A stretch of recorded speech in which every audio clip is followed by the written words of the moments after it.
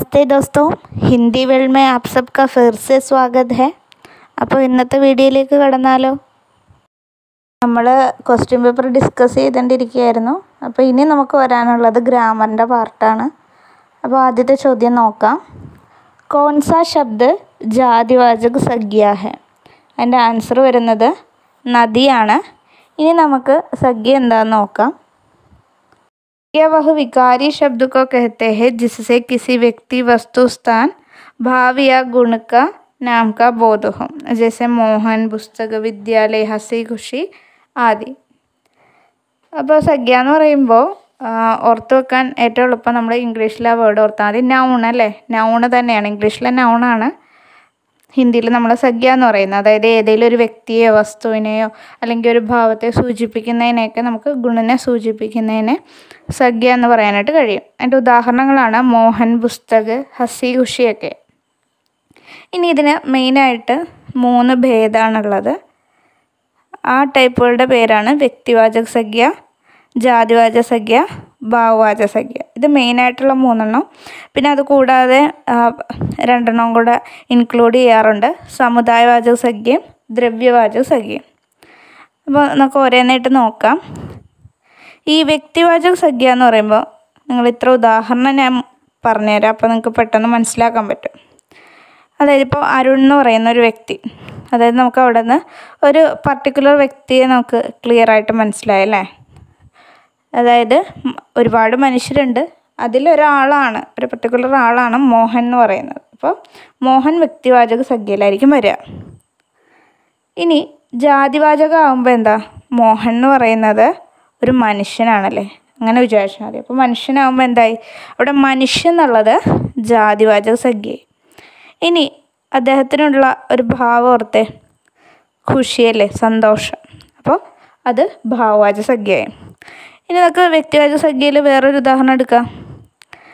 ഗംഗ അല്ലേ, ഒരു നദിയുടെ പേരാണ് ഗംഗ. അപ്പോൾ പർട്ടിക്കുലർ നദിയായി, അതെന്തായി, വ്യക്തിവാചക സംഖ്യയായി.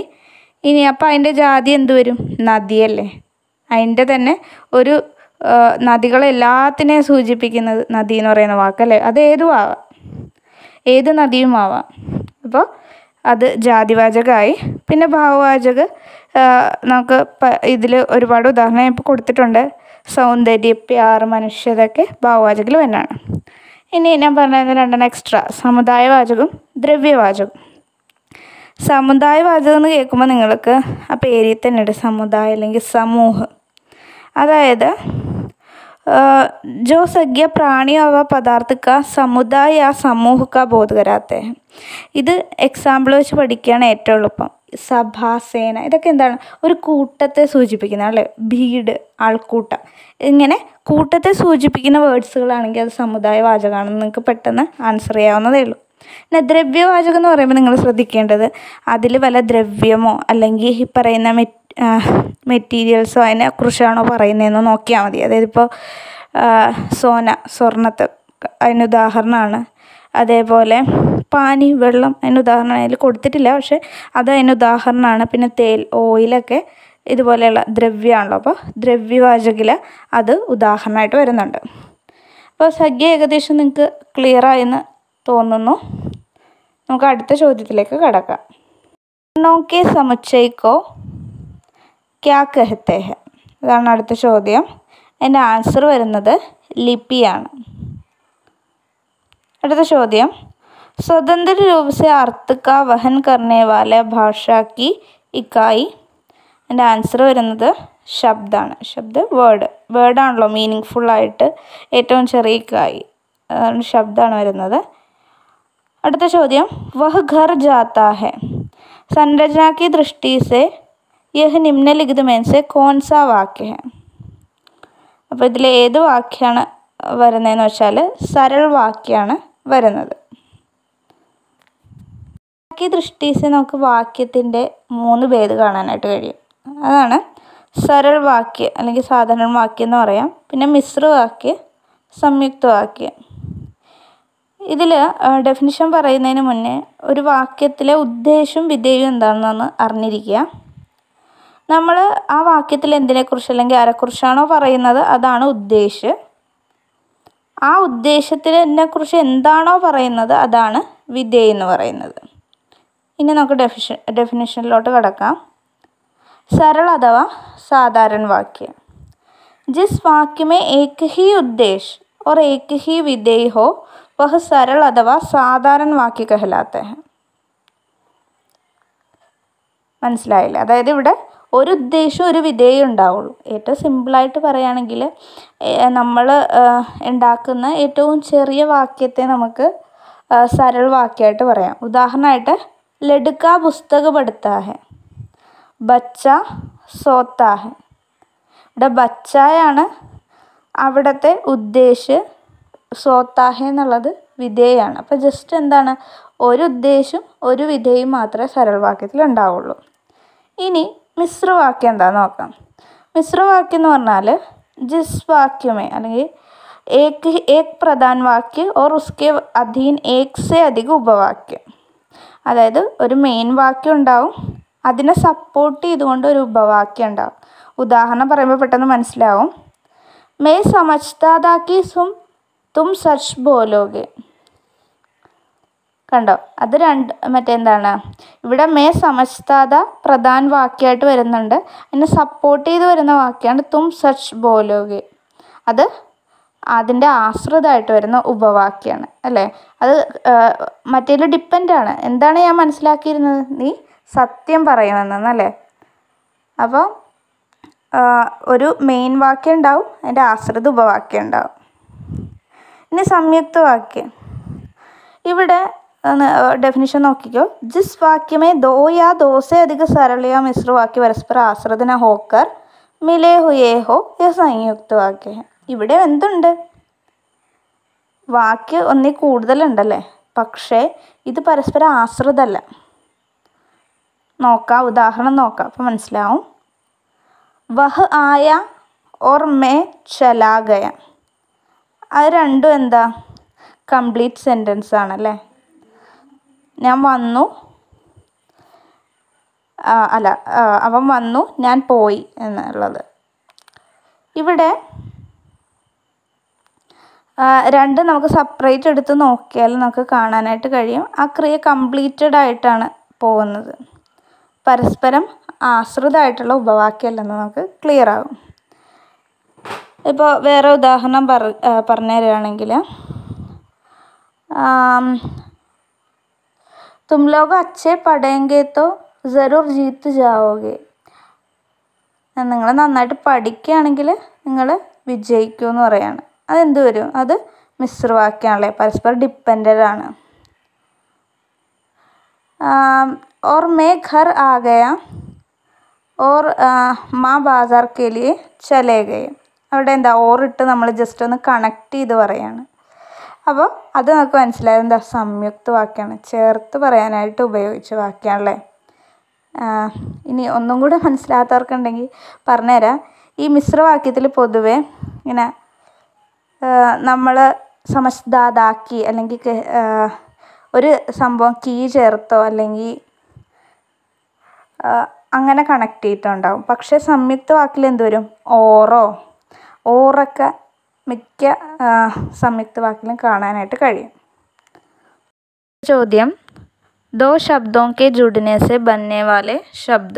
എൻ്റെ ആൻസർ സമാസിക ശബ്ദമാണ്. ഇതേപോലെ ഇപ്പോൾ രണ്ട് വേർഡ് കൂടി ചേരുന്നതിൻ്റെ ആണല്ലോ ചോദിച്ചത്. അതേപോലെ വർണ്ണിൻ്റെ ചോദിക്കാൻ സാധ്യതയുണ്ട്.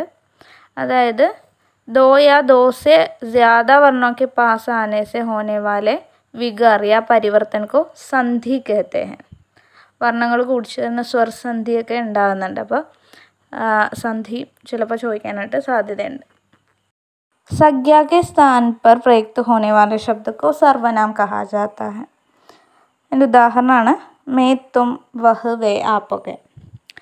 പിന്നെ ഇത് എക്സ്പ്ലെയിൻ ചെയ്ത് തരികയാണെങ്കിൽ, നമ്മൾ ഇപ്പോൾ ഇപ്പം ഞാൻ വേറൊരു വ്യക്തിയെക്കുറിച്ച് എക്സ്പ്ലെയിൻ ചെയ്യാണ്. ഇപ്പോൾ അമൽ ആൺകുട്ടിയാണ്, അമൽ നല്ലൊരു ആൺകുട്ടിയാണ്, അമൽ എല്ലാ ഹോംവർക്കും കൃത്യമായി ചെയ്യും.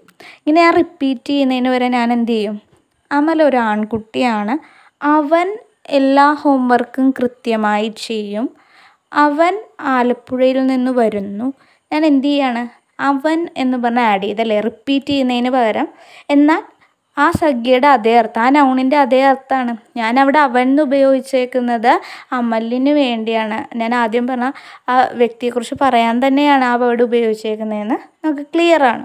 അപ്പോൾ സംഖ്യയുടെ സ്ഥാനത്ത് അത് റിപ്പീറ്റ് ചെയ്യുന്നതിന് പകരമായിട്ട് നമ്മൾ ഉപയോഗിക്കുന്ന വാക്കിനെ സർവനാമം എന്ന് പറയാം അല്ലേ. ഇപ്പോൾ ഉദാഹരണമായിട്ട് നമ്മൾ മലയാളത്തിൽ പറയണേ ഞാൻ, നീ, അവൾ, അവൻ, ഇതെല്ലാം അതിൻ്റെ ഹിന്ദി വാക്ക് നിങ്ങൾ ഓർത്താൽ മതി. മേ, തും, യഹ്, വഹ്, യേ, വയൊക്കെ അതിൻ്റെ വേണ്ടി നമ്മൾ ഉപയോഗിക്കുന്ന സർവനാമമാണ്. ഇനി സർവനാമിന് മെയിനായിട്ട് 6 ഭേദമാണുള്ളത്.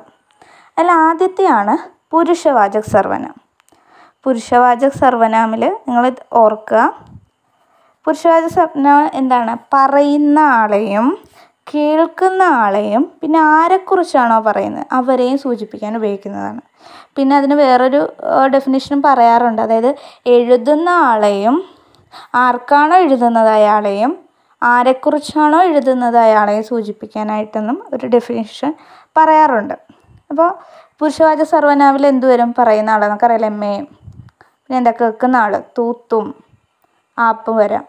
പിന്നെ ആരെക്കുറിച്ചാണോ പറയുന്നത് അല്ലേ, അപ്പോൾ യഹ്, വഹ്, അത് നമുക്ക് അതും അതിൻ്റെ അകത്ത് തന്നെ വരും. ഇനി ഇതിനെ നമുക്ക് 3 ഭേദമായിട്ട് വീണ്ടും തിരിക്കാം പുരുഷവാചക സർവനാമിൽ. അതിൽ വരുന്നതാണ് ഉത്തമ പുരുഷ്, മധ്യമ പുരുഷ്, അന്യപുരുഷ്. നിങ്ങൾ ജസ്റ്റ് ഇത്ര ഒന്ന് ഓർത്താൽ മതി. നമ്മൾ പുരുഷവാചക സർവനാമിന് പഠിച്ച ആ ഡെഫിനേഷൻ ആ 3ആയിട്ട് സ്പ്ലിറ്റ് ചെയ്താൽ നമുക്കിത് 3ഉം കിട്ടും. ഉത്തമ പുരുഷിൽ എന്താ? കഹ്നേവാല, ലിഖ്നേവാല, അതായത് ആദ്യം പറഞ്ഞ മേം അല്ലേ, മേം. പിന്നെ അതിൻ്റെ പ്ലൂറലായിട്ടുള്ള ഹം അതിൽ വരും. പിന്നെ മധ്യമ പുരുഷിൽ എന്താ? നമ്മൾ രണ്ടാമത് ഡെഫിനിഷൻ്റെ രണ്ടാമത്തെ പാർട്ട് ഏതാ? സുനിനേവാല അല്ലേ, കേൾക്കുന്ന ആൾ അല്ലെങ്കിൽ ആർക്കാണോ എഴുതുന്നത്. അതെന്തെന്നാ? തൂത്തും ആപ്പ് വരും. പിന്നെ വരുന്നത് എന്താ? ജിസ്കെ ബാരേമേ അല്ലേ, അതേതിൽ വരും? അന്യപുരുഷിൽ വരും. അത് വേ, യേ, വഹ്, യഹൊക്കെ അതിൽ വരും. അപ്പോൾ അതിനെ നമ്മൾ 3 പാർട്ടായിട്ട് അങ്ങ് തിരിച്ചാൽ മതി. പുരുഷവാചകം ഒറ്റ ഡെഫിനിഷൻ പഠിച്ചാൽ നമുക്ക് ഉത്തമ പുരുഷം എഴുതാം, മധ്യമ പുരുഷം എഴുതാം, അന്യപുരുഷം എഴുതാൻ പറ്റും. പിന്നെ വരുന്നതാണ് നിശ്ചയവാചക സർവനാം. ഈ നിശ്ചയവാചകം അനിശ്ചയവാചകം നമുക്ക് ഒരുമിച്ച് ചേർത്ത് അങ്ങ് പഠിക്കാം. നിശ്ചയവാചക സർവനാമിലെന്ന് പറഞ്ഞാൽ നമ്മൾ അടുത്തോ അകലെയുള്ള ഒരു വസ്തുവിനെ നമുക്ക് പർട്ടിക്കുലറായിട്ട് വസ്തു അല്ലെങ്കിൽ വ്യക്തിനെ സൂചിപ്പിക്കാനായിട്ട് നമ്മൾ ഉപയോഗിക്കുന്നതാണ്. അതായത് ഇപ്പം നമുക്ക് അടുത്തുള്ളവരെ നമ്മൾ അല്ലെങ്കിൽ അടുത്തുള്ള വസ്തുവിനെയോ വ്യക്തിനെ നമ്മൾ എന്താ പറയുക? യഹ് അല്ലേ. പ്ലൂറലാണെങ്കിൽ നമ്മൾ യേ ഉപയോഗിക്കും. അതായത് ഇത്, ഇവർ, ഇവൾ അല്ലേ, അത്. പിന്നെ ദൂർ ഉള്ള വസ്തു ആണെങ്കിൽ നമ്മൾ എന്ത് പറയും? വഹ്, വേയൊക്കെ നമ്മൾ ഉപയോഗിക്കും. അതാണ് നിശ്ചയവാചകം. ഇനി അനിശ്ചയവാചകം പേരിൽ തന്നെ ഉണ്ടല്ലേ, നമുക്ക് അവിടെ ഒരു ഉറപ്പില്ല. ഇപ്പം നമ്മുടെ വീട്ടിൽ ഒരാൾ വന്നു, അപ്പോൾ നമ്മൾ അമ്മേനോട് പറയും, അമ്മ ആരോ വന്നായിരുന്നു. നമുക്ക് അറിയില്ലാത്ത ആളായതുകൊണ്ട് നമ്മൾ ആരോ വന്ന് അമ്മേനെ അന്വേഷിച്ചിട്ട് പോയായിരുന്നു അല്ലേ. അവിടെ നമുക്ക് ഒരു ഉറപ്പില്ല. അങ്ങനെ ഒരു ഉറപ്പില്ലാത്ത വ്യക്തിയെ വസ്തുവിനെയൊക്കെ സൂചിപ്പിക്കാനായിട്ട് നമ്മൾ ആരോ ഉപയോഗിക്കില്ല. അതിൻ്റെ ഹിന്ദി നമുക്ക് പറയാം അല്ലേ, കോയി. കോയി, കുച്ചൊക്കെയാണ് അനിശ്ചയവാചക സർവനാമിൽ വരിക. ഇപ്പം നിശ്ചയവാചകം അനിശ്ചയവാചകം മനസ്സിലായല്ലോ.